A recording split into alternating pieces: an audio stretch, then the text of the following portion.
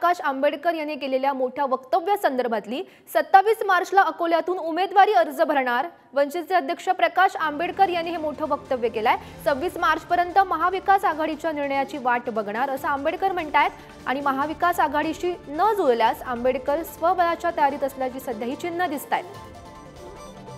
मोठी बातमी आपण पाहतोय। 27 मार्चला अकोल्यातून उमेदवारी अर्ज भरणार। वंचितचे अध्यक्ष प्रकाश आंबेडकर यांनी हे वक्तव्य केलंय। आमची काही तयारी झालेली नाही। 26 तारखेला आमची काय तयारी ती आम्ही जाहीर करू। तिसरी आघाडी जर असं झालं नाही तर तिसरी आघाडी उदयास येईल का आणि त्याचं नेतृत्व आपण कराल? नाही, अजून त्याच्याबद्दल मी काही भाष्य करू शकत नाही। सर, तुमचा फॉर्म भरण्याची चर्चा जी आहे तीही रंगते, तुम्ही कधी फॉर्म भरणार? नाही, मी 27 तारखेला भरणार आहे।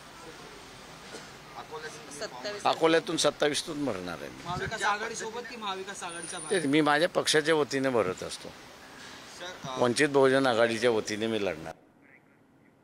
तर प्रकाश आंबेडकर महाविकास आघाडी सोबत आल्यास 4 जागांचा प्रस्ताव कायम असल्याचं आता ठाकरेंच्या शिवसेनेचे खासदार संजय राऊत यांनी वक्तव्य केलंय। तर 4 जागा आम्हाला देण्याऐवजी ठाकरेंनीच लढवाव्यात असं प्रकाश आंबेडकर यांनी त्यांना प्रत्युत्तर दिलंय।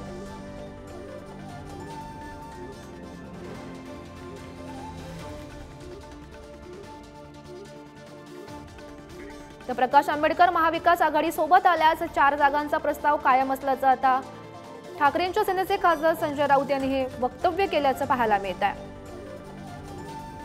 आम्ही त्यांना 4 जागांचा प्रस्ताव दिला। हा 4 जागांचा प्रस्ताव कायम आहे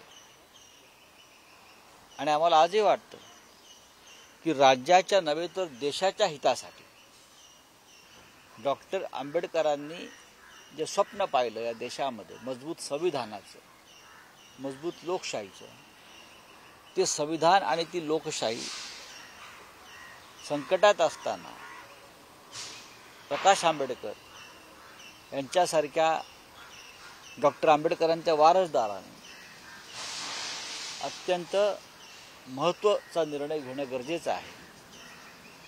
जागा वाटपात एखाद्या दुसऱ्या गोष्टी मागे पुढे होऊ शकतात, पण शेवटी आंबेडकरांबरोबरची युती हा फक्त राजकीय विषय नसताना भावनिक विषय आहे। आम्हाला खात्री आहे की प्रकाश आंबेडकरजी म्हणजे बाळासाहेब आमचे हे त्यांच्या निर्णयाचा फेरविचार करतील।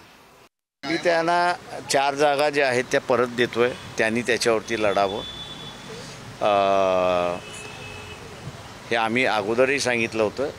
पब्लिकली ते 4 म्हणत असले तरी जे बैठकीला गेले त्यांना ऑफिशियली ज्यांनी आम्हाला सांगितलेलं आहे पक्षाच्या यांनी, त्याच्यामध्ये 1 अकोला आणि 2 उरलेल्या अशा जागा त्यांनी ऑफर केलेल्या आहेत। त्याच्यामुळे खोटं बोलणं जे आहे ते थांबलं पाहिजे असं माझं स्वतःचं म्हणणं आहे।